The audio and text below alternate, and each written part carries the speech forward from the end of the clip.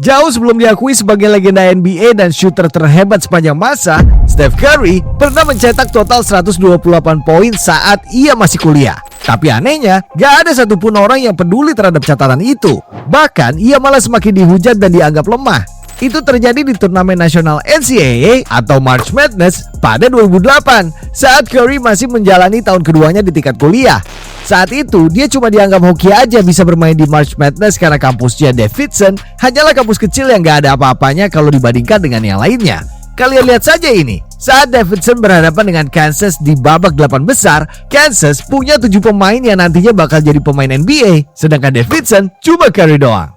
Tapi realitanya jauh berbeda dari yang banyak orang bayangkan. Pertandingan antara Davidson dan Kansas itu sangat-sangat ramai.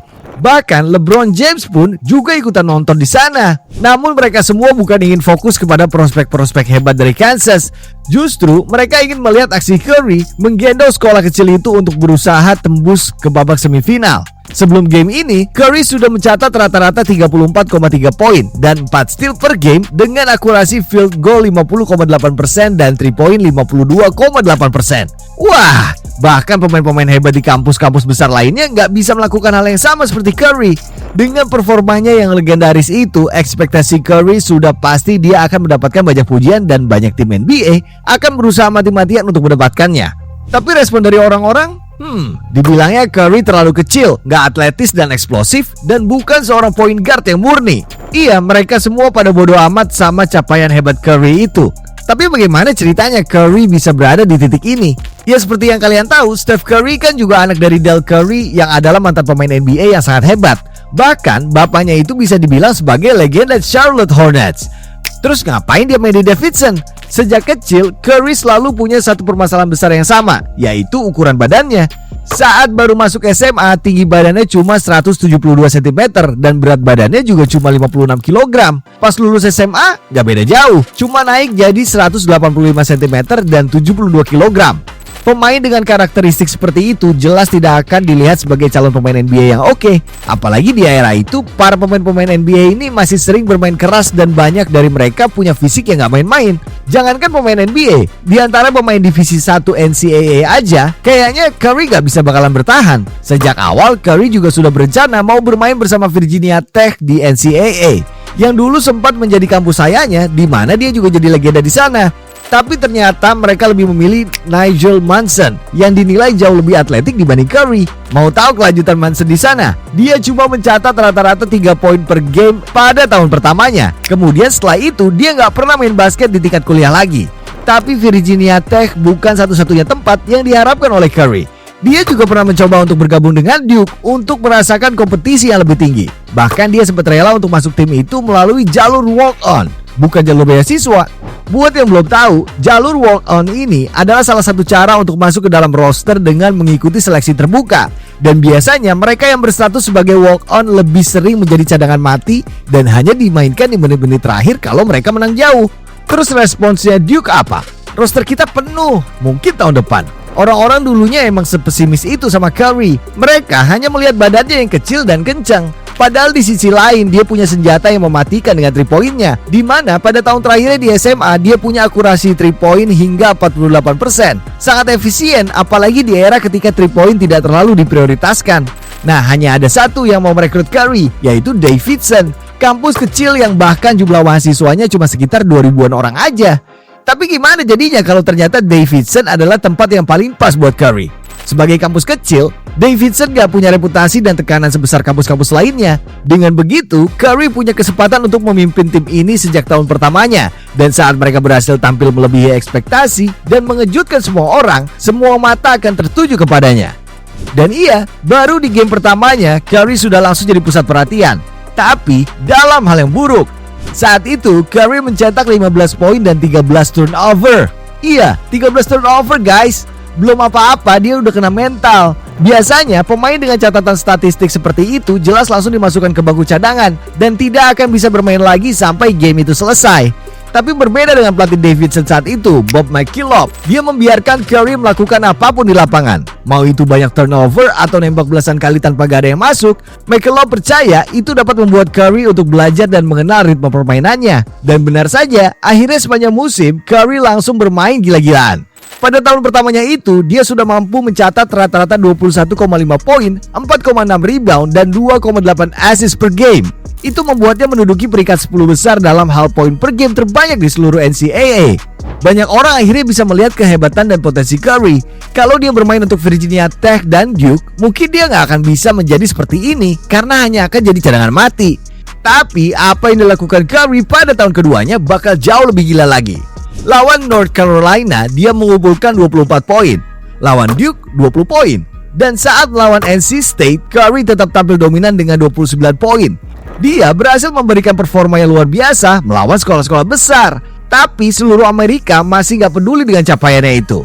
Karena semua game itu selalu berakhir dengan kekalahan untuk Curry. Terus bagaimana dengan yang berikut ini? Curry juga memimpin seluruh NCAA dalam hal total poin, field goal, dan 3 point masuk. Kalau menurut gue ini sudah cukup untuk membuktikan kalau Curry ini memang prospek yang sangat elit. Bahkan mungkin layak juga untuk menjadi first overall pick. Tapi yang masih menjadi fokus para pencari bakat di sana masih sama, yaitu Steph adalah pemain yang tidak atletis dan kurang berbobot. Mereka beranggapan kalau Curry sekarang memang bisa-bisa aja nyetak 30-40 poin dalam satu game. Tapi kalau di NBA justru dia yang bakal dibully habis-habisan.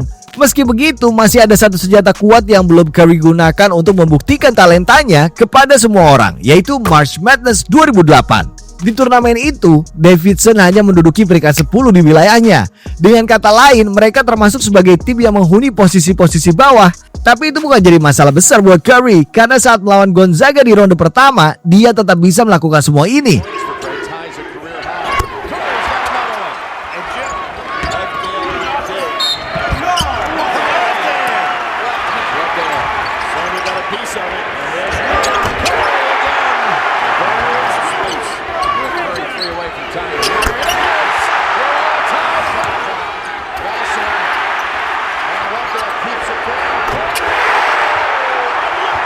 40 poin, 3 rebound, 2 assist, dan 5 steal untuk Curry di game ini.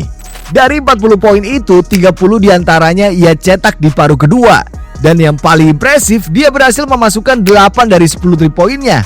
Akurasinya 80%. Tidak ada satupun yang bisa menjaga syutingnya yang cepat dan akurat. Kalau dijaga lebih keras, Curry masih bisa menemukan cara untuk mencetak skor di posisi manapun. Bahkan saking hebatnya Curry di luar garis 3 point, musuh sampai langsung meloncat sesaat dia mendapatkan bola.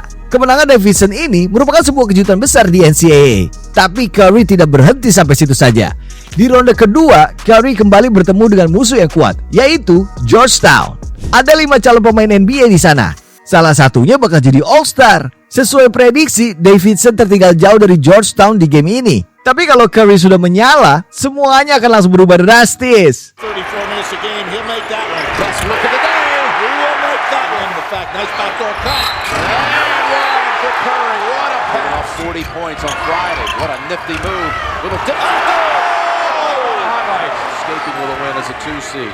Tennessee a 2 in trouble. Here's Curry. Oh my goodness. Another 3. Behind Stephen Curry.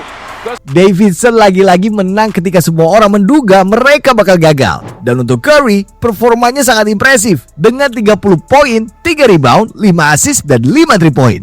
Dia pada dasarnya bisa mencetak skor dari mana saja, tapi musuhnya yang setelah ini bakal jauh lebih berat dibanding dua tim tadi. Di babak 16 besar, Davidson bertemu dengan Wisconsin yang berada di peringkat 3. Wisconsin juga merupakan tim dengan defense terhebat di seluruh NCAA. Pastinya mereka dapat meredupkan aksi Curry yang lagi berapi-api itu kan? Ternyata tetap tidak bisa. Di game ini justru kontribusinya makin meningkat lagi dengan 33 poin, 3 rebound, 4 assist, dan 6 3 point untuk membawa Davidson meraih kemenangan. Tapi musuh yang sesungguhnya baru mereka hadapi di babak berikutnya. Kini Davidson dihadapkan dengan Kansas yang menduduki peringkat pertama. Yang menang bakal lanjut ke semifinal sebagai perwakilan dari wilayah itu. Kalau Davidson menang, mereka akan menerima sorotan yang tiada habisnya. Curry pun memahami tugasnya dengan sangat baik. Aksinya tetap konsisten di lapangan. Curry got a good look. Knocks it down. And he hits down from the top of the key. Curry again. Oh! Curry. Step back off the dribble. Count it. Big time. Lets it go. And buries it. 54. Curry berhasil mencetak 25 poin, 4 rebound, 3 assist, dan 4 3 point. Ia berhasil membuat Davidson bertahan dan bersaing melawan Kansas. Bahkan Kansas sampai ketar-ketir karena di detik-detik akhir mereka masih bisa kehilangan kedudukan dan kalah di game ini. Namun ini yang terjadi.